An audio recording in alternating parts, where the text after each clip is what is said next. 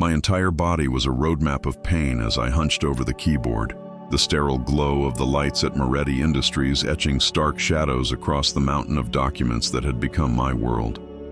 The coppery taste of blood lingered where I'd bitten my tongue to stifle a cry hours ago, a fresh bruise on my rib cage screaming with every shallow breath I took. The concealer beneath my eyes felt like a heavy mask, a desperate attempt to paint over the violet marks that had nothing to do with exhaustion and everything to do with the man I once believed loved me. The 23rd floor of the Manhattan high-rise smelled of rich coffee and supple leather, a world away from the bitter instant coffee that was all I could manage in my tiny studio. My fingers quivered as I typed, a tremor born from fatigue and the constant draining state of high alert that was now my normal. Every footstep in the hall made my heart leap. Every voice echoing through the glass partitions of the executive wing sent a jolt of panic through my veins. It wasn't my boss I feared. Joseph Moretti was strict but just. No, fear had simply become my default state. I pressed a hand to my ribs, where a fresh wave of pain flared. Evan had been especially furious last night when I told him I had to work late again. He despised it when I was at the office past 6, convinced I was seeking the attention of other men. The irony was a bitter pill. I did everything in my power to be invisible, to fade into the neutral tones of the walls and the gleaming marble floors, a specter haunting the halls of corporate influence. The elevator announced its arrival with a gentle chime, followed by the unmistakable sound of expensive Italian shoes on marble. Mr. Moretti was a creature of habit, arriving precisely at 8:30. In the 8 months I had served as his secretary, I had learned to decipher his moods from the cadence of his walk. Today, his steps were heavier, more deliberate, and my stomach twisted in response.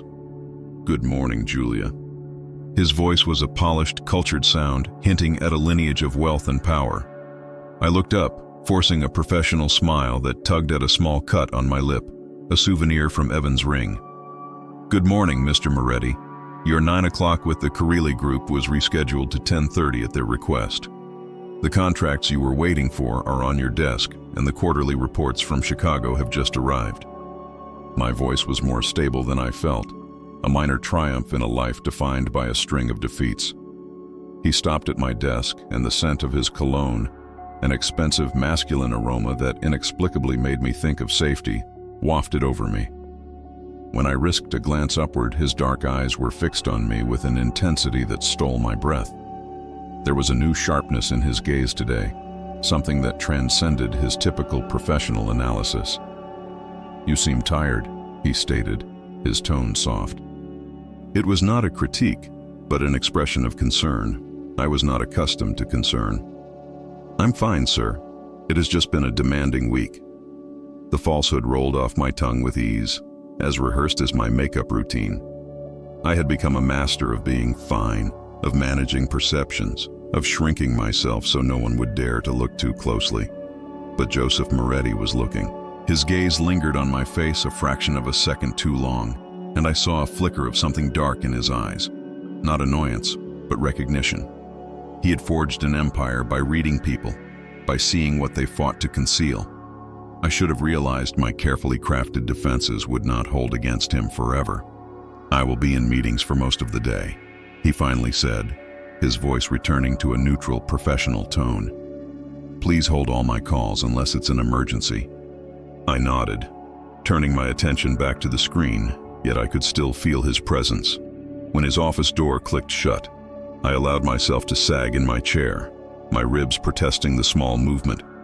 The morning stretched before me, a minefield of documents to prepare and calls to screen, all while maintaining the exhausting pretense that my life wasn't imploding.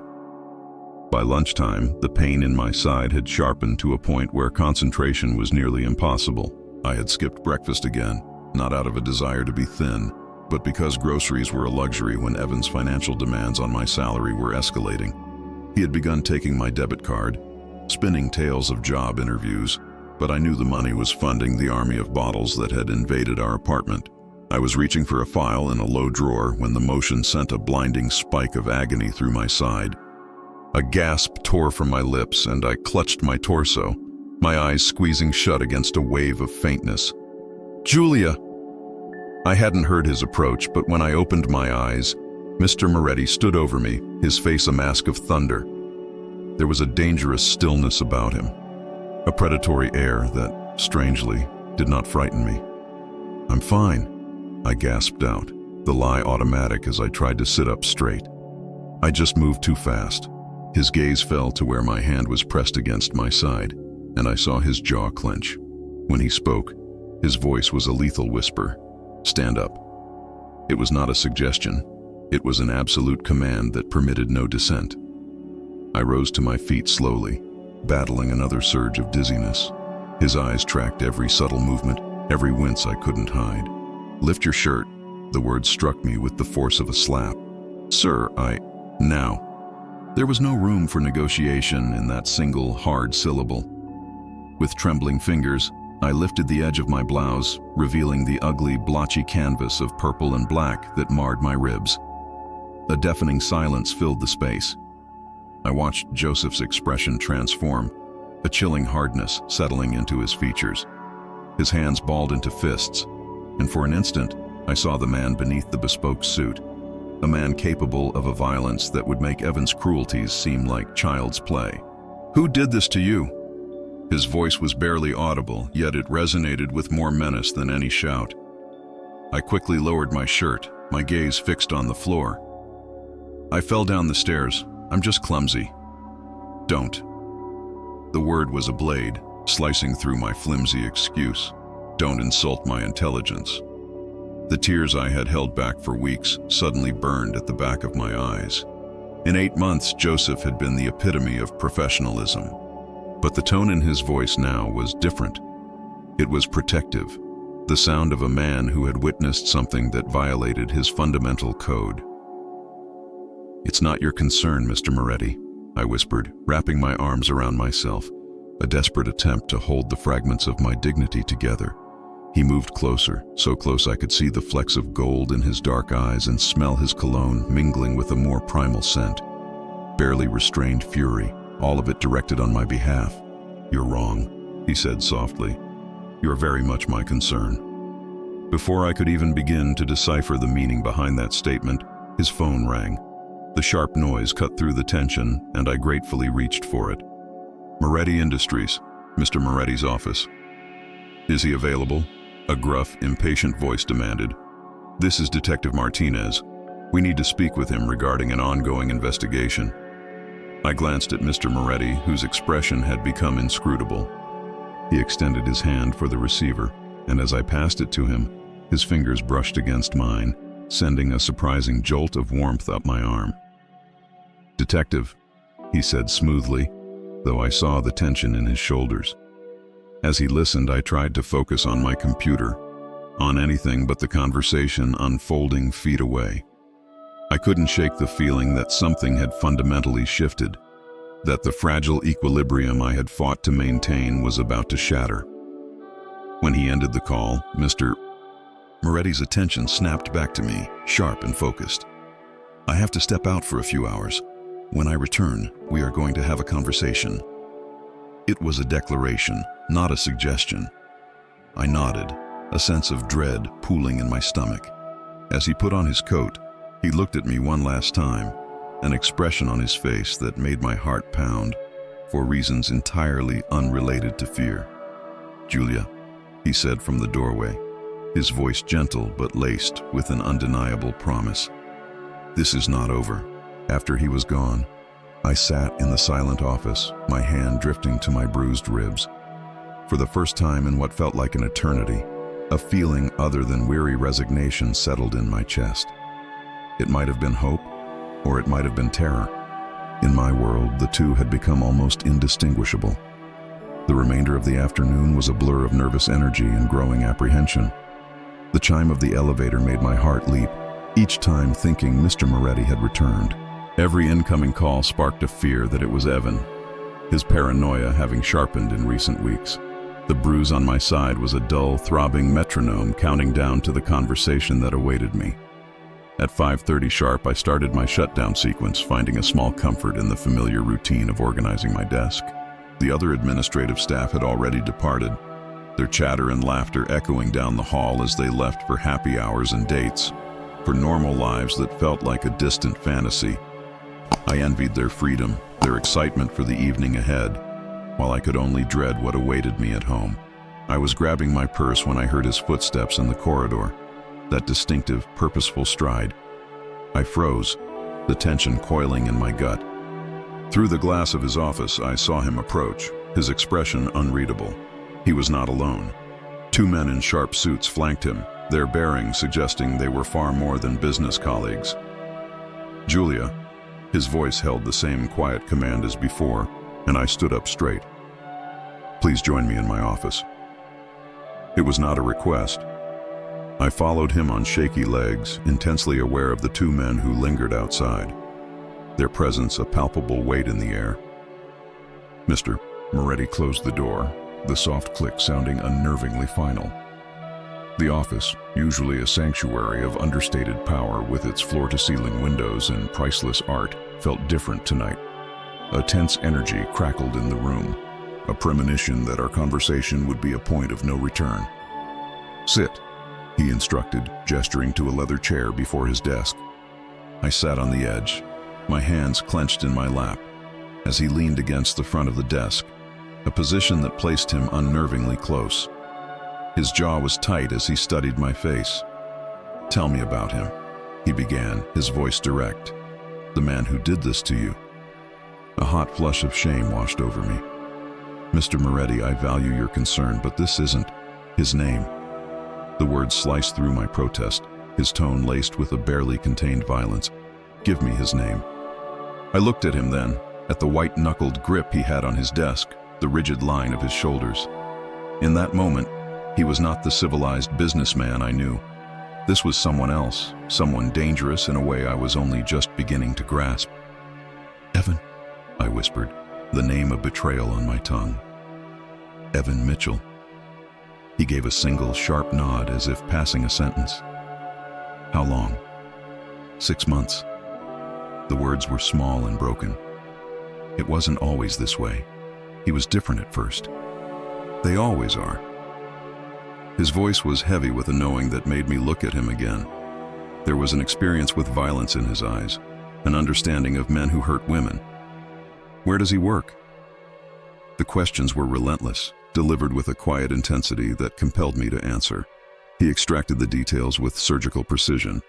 Evan's workplace, his schedule, the patterns of his cruelty. With each answer, I saw Mr. Moretti's expression harden, a cold, implacable resolve settling over him. "Why haven't you left?" This question was softer, but it landed like a punch. Where would I go?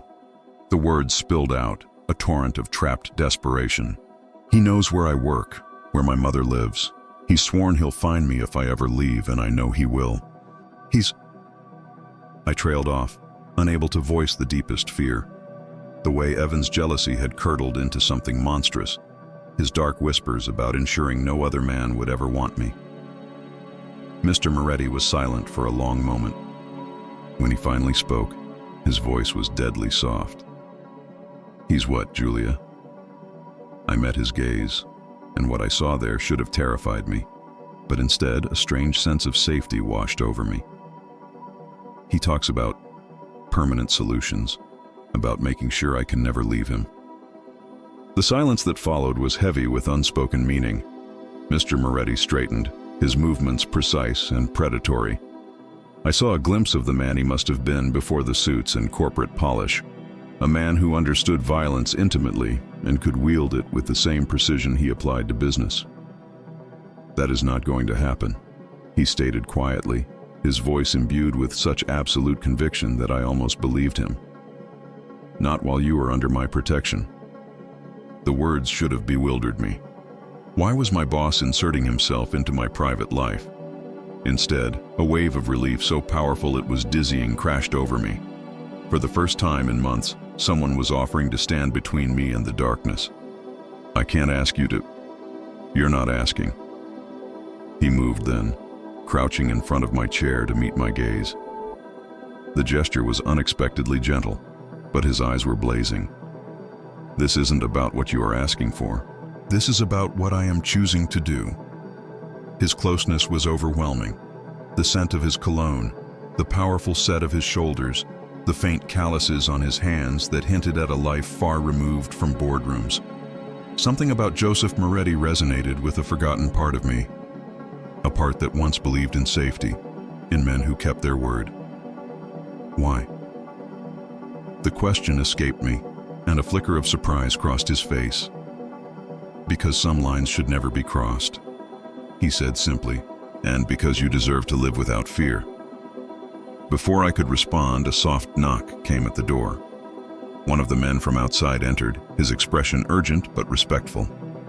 "Sir, we have the information." Mr. Moretti stood, his business persona snapping back into place, but I saw the subtle flex of his hands, a sign of restrained action. "Evan Mitchell," the man reported, reading from a small notepad. "Works the night shift at Morrison's warehouse on the west side. Clocks out at 7 a.m. His routine includes a stop at the Riverside Diner before heading to the apartment on Lexington." The blood drained from my face. They had been watching him, gathering intelligence with an efficiency that hinted at resources beyond any normal company. The pieces of a puzzle I hadn't even known existed began to fall into place. The deference his employees showed him, the mix of respect and fear from certain clients, the call from a detective. "Thank you, Marco." Mr. Moretti's voice was even, but a dark undercurrent ran beneath it. "That will be all." After the man departed, the silence between us was thick with implications. I stared at Mr. Moretti, truly seeing him for the first time. "You're not just a businessman," I stated quietly. It wasn't a question. He met my gaze, making no attempt to deny it. "No, I'm not. Should I be afraid of you?" The question hung between us. Something in his expression softened, a hint of vulnerability beneath the steel. "I would never harm you," he said with a quiet sincerity that I believed instantly. "But I cannot say the same for anyone who threatens what is mine." The possessive edge in his voice should have been a red flag, but instead it sparked a warmth in my chest, a feeling of being wanted rather than merely possessed. "I should go home," I said, though the word felt meaningless. Home was a war zone. "No." The word was gentle but final. "You will go to your apartment, pack what is essential, and then you will disappear for a time." "I can't just disappear. I have responsibilities here." "You have vacation time," he countered smoothly. "Consider it an extended, fully paid leave." The way he said it made it clear this wasn't a choice. Part of me wanted to resist, but a much larger part was profoundly grateful for the lifeline. "Where will I go?" A flicker of satisfaction crossed his face. "Leave that to me." The hotel suite Mr. Moretti arranged was beyond anything I could have imagined. I found myself at the Meridian, one of Manhattan's most exclusive hotels, in a suite where the marble bathroom alone was larger than my studio apartment. From the floor-to-ceiling windows, Central Park was a glittering tapestry of light and shadow. I stood there, watching the city breathe below, my mind a whirlwind of questions I wasn't sure I was ready to have answered. 18 hours had passed since his men had escorted me to my apartment to pack a single bag. 18 hours since I'd texted Evan a lie about a sick aunt in Philadelphia. The deception came easily now, but for the first time, it was not accompanied by guilt. A knock at the door made me jump. Mr. Moretti had said he would visit to discuss the next steps. I opened it to find him standing there, impeccably dressed as ever, yet seeming different in this private space. "May I come in?" His politeness was a careful shield, but his eyes told me he knew the answer. I stepped back, acutely aware of how his presence filled the room with a controlled, potent energy.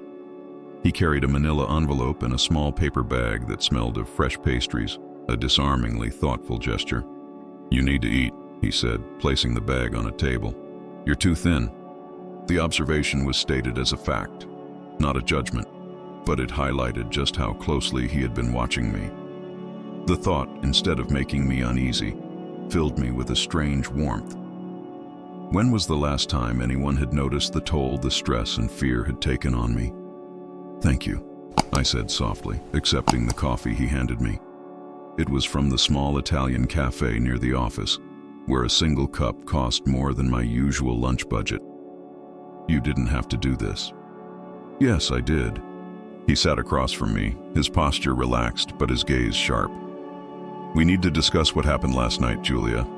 My hand paused on the cup. What about last night? He opened the envelope and slid a photograph across the table. Evan Mitchell, he won't be a problem for you any longer. The photo was grainy, from a security camera, showing Evan getting into his car outside the warehouse. The timestamp read 7:23 a.m., just hours after I had vanished.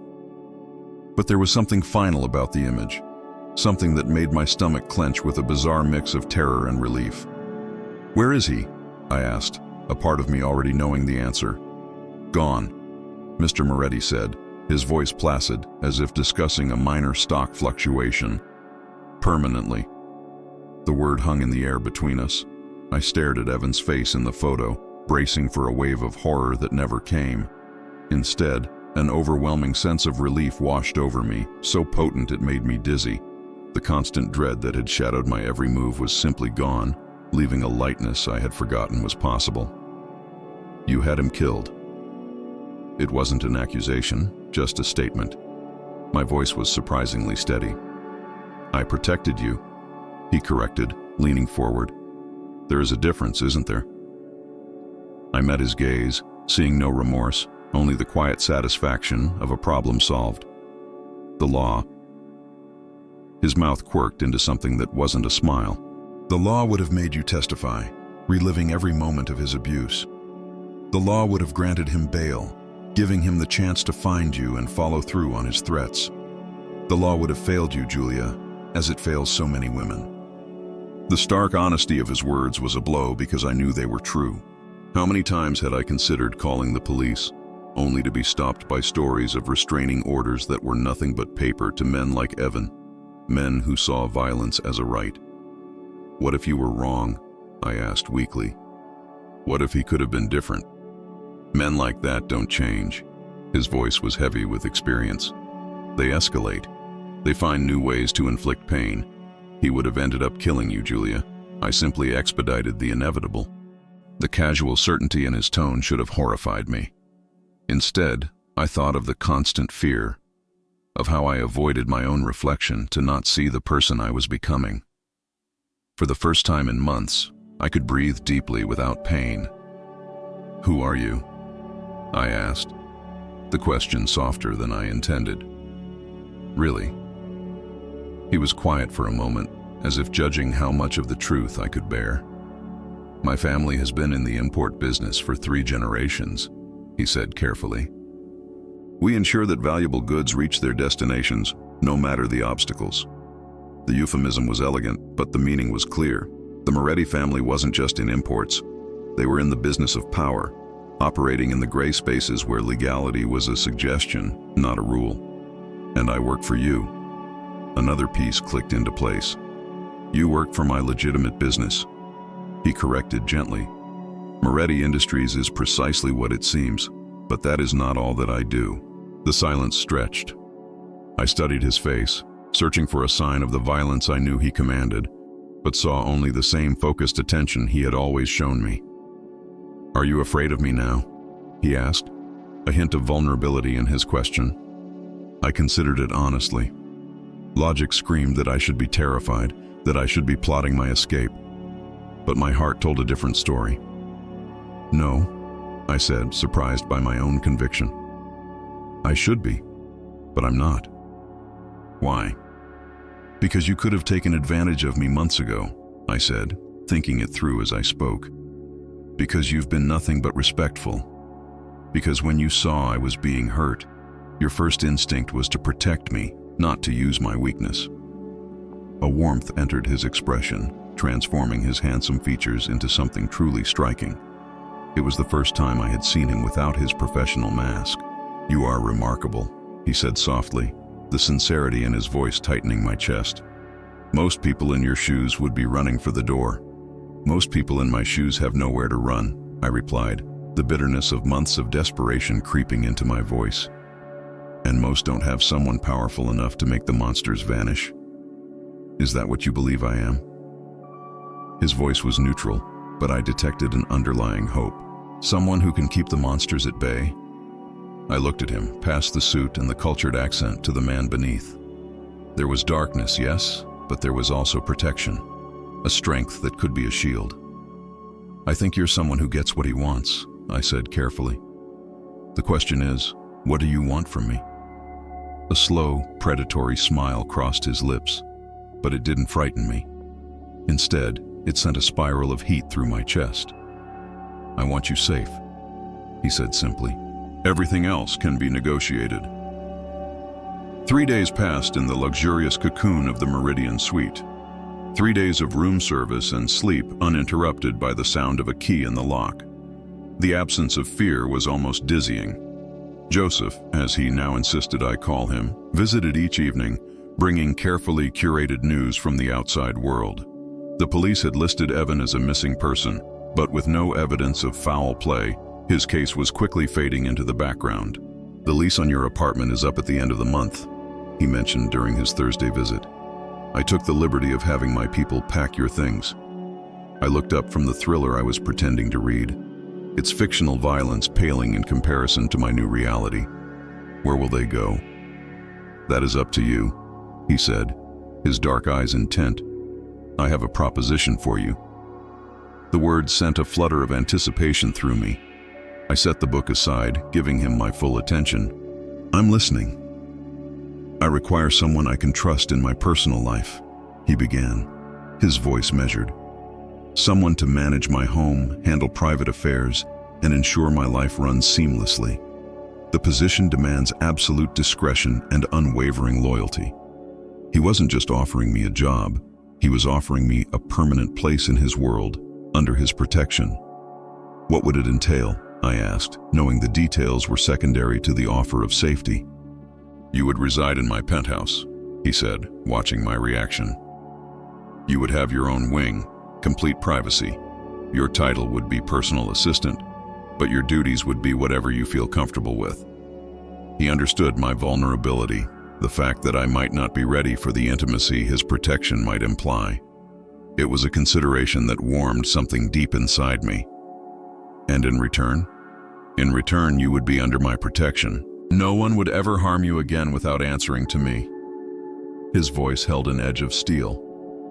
You would be completely and utterly safe, Julia. The promise was simple and absolute. I thought of my cramped apartment, my dead-end job, the constant gnawing fear. Then I thought of the last 3 days of peace. What if I wanted to leave?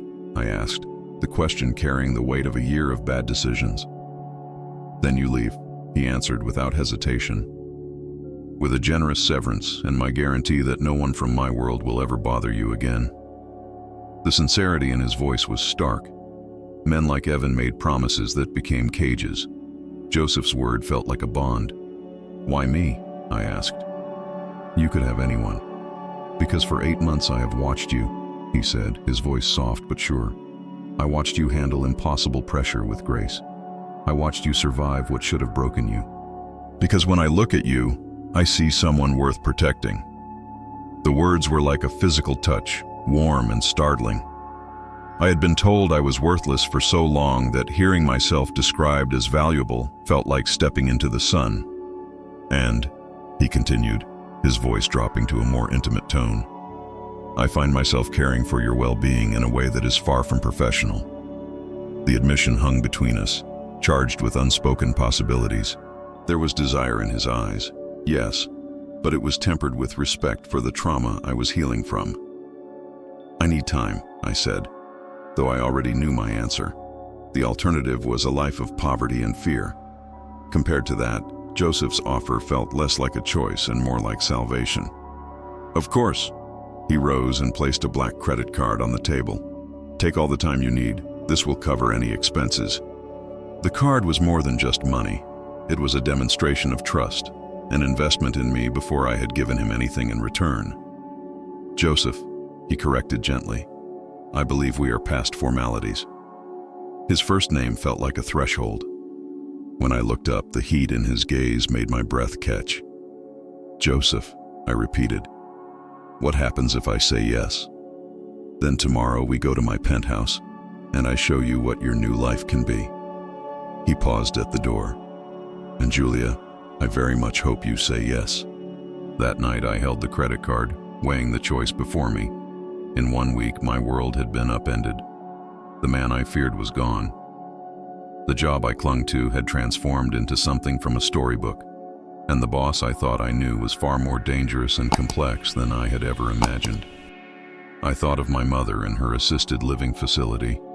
With Joseph's resources, I could give her the best care. I thought of the constant dull ache of hunger I had grown used to. In his world, that would be a distant memory. But most of all, I thought of safety. Real, absolute safety. The promise of it was intoxicating. The next morning, I called the number on his card. "I accept your offer." His response was immediate, warm with satisfaction. "I will pick you up at noon." When Joseph arrived, I was ready to step into his world, ready to accept his protection, ready to see what life could be when someone powerful decided you were worth it. "Are you ready?" he asked, offering his arm. I took it, feeling the solid strength beneath the expensive suit, and smiled. "I'm ready." Joseph's penthouse was an entire world unto itself, a realm of luxury that redefined my understanding of power. The elevator opened into a marble foyer glowing in the afternoon light. "Welcome home," Joseph said quietly. He guided me through galleries of priceless art and rooms of impossible elegance. But it was my wing that stole my breath, a suite larger than my old apartment, with a walk-in closet already stocked with clothes in my size and a bathroom carved from a single piece of marble. "How did you know my sizes?" I whispered, touching a silk blouse. "I make it my business to know everything about the people I care for," he replied simply. The admission felt significant. "Do you like it?" The space was more than beautiful. It was safe. "It's perfect," I said.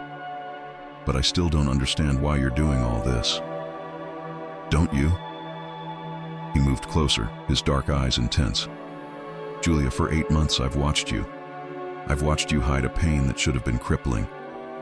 I've watched you and I've thought about what it would be like to take that pain away, to give you everything you deserve." His words were a caress. I realized what I saw in his eyes wasn't just desire or a protective urge. It was genuine care, disguised as a business proposition. "Joseph," he continued, his voice soft, "I know this is complex. I am not asking for anything you are not ready to give." "Then what are you asking for?" "Time," he said. "Time for you to heal. Time for you to see that not all men are like him. Time for you to understand you deserve to be cherished." The honesty was devastating. I leaned into his touch as he brushed a stray hair from my face. What if I'm too damaged? The fear slipped out. A flash of deadly anger crossed his face, not directed at me. "He did not break you," he said fiercely. "He hurt you. He tried to make you small, but you are still here. That's not broken, Julia. That's courage." His words were absolution. For the first time, I felt like a survivor, not a victim. "I care about you," he continued, his voice thick with an emotion he rarely showed. "More than is wise. I want to protect you, yes, but I also want to know you. I want to build a future with you." The confession stole my breath. I searched his face for any sign of manipulation and found only sincerity. "I don't know how to do this," I admitted. "How to trust someone with this kind of power." "Then let me show you," he said, taking my hands gently. "Let me prove that strength can protect, not just destroy." I looked at our joined hands, his large and calloused, holding mine as if I were precious. My heart raced, not with fear, but with anticipation. "What would that look like?" I whispered. "Dinners together. Space when you need it, time to heal. And when you're ready." His thumbs traced circles on my skin. "If you are ever ready, something more." The offer was open-ended, a future of possibilities, not demands. "The men who work for you," I began. "They know what happened to Evan. They know a problem was resolved," he said carefully. "They do not ask questions. And if someone else comes after me?" His expression turned predatory. Then they will learn why it is a mistake to threaten my affairs. The quiet menace in his voice sent a thrill through me.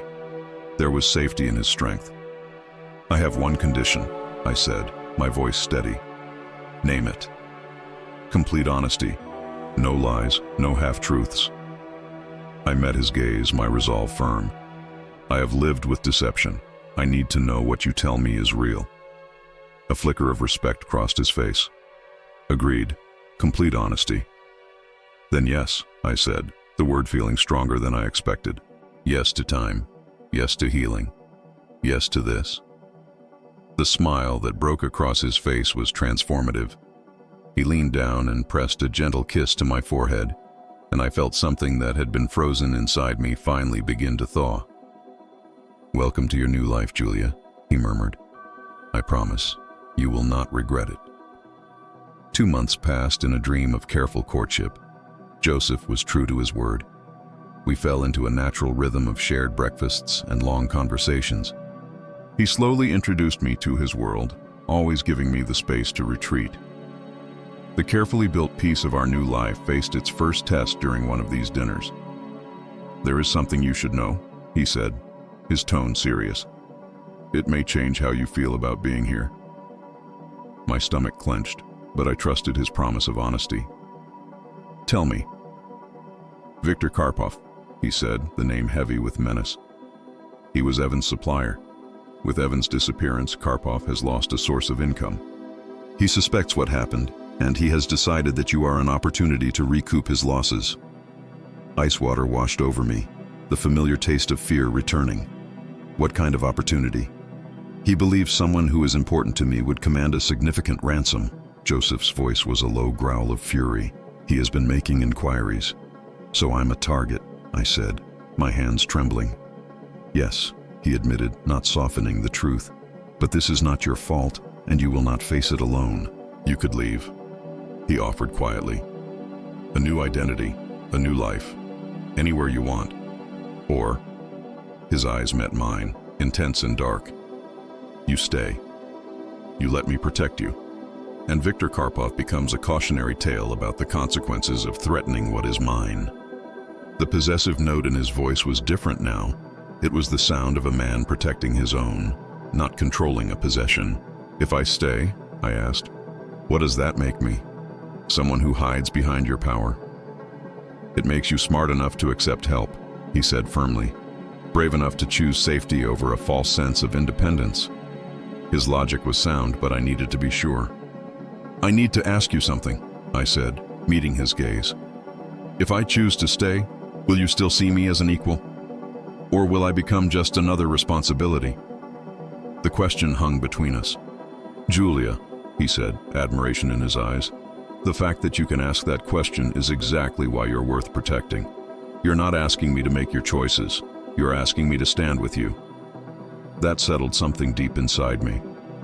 "There's something else," I said, feeling bold. "Before I decide, I'm falling in love with you." The words were quiet but certain. "Not because you saved me, but because of who you are. Because you bring me coffee and listen when I talk about my mother. If I stay, it won't be because I'm afraid to leave. It will be because I choose you." His composure finally cracked, revealing something raw and vulnerable. He reached across the table, his fingers trembling as they took mine. "Julia." His voice was rough with emotion. "I have been in love with you since the day I saw you breaking apart and pretending you were fine. I want to build a future with you." The confession washed away my last remaining fear. He stood and came around the table, cupping my face in his hands. "If you stay," he murmured, "there will always be threats. Are you prepared for that? Are you prepared to love someone with her own baggage?" I countered. "I am prepared to love you exactly as you are," he said simply. "Complications and all." He kissed me then, a gentle, reverent promise of partnership, not ownership. When he pulled back, I knew my choice was my own. "Then I stay," I said, my voice clear and strong. "I choose this life, with you." His smile was radiant. "And Victor Karpov?" Victor learns why it was a mistake to threaten your family, I said, the word taking on a new meaning. Because that's what I am now, right? Family? Yes, he said, pulling me into a fierce, tender embrace. My family, my home, my everything. Held against his chest, feeling the steady beat of his heart, I finally understood what it meant to be truly safe. Not just protected, but cherished. Loving Joseph meant accepting the shadows, but in his arms, surrounded by an unconditional love, I knew I was finally home. I love you, I whispered against his chest. I love you too, he murmured into my hair. Always. In the distance, the city glittered, but all that mattered was this man, this choice, this love I had chosen over fear.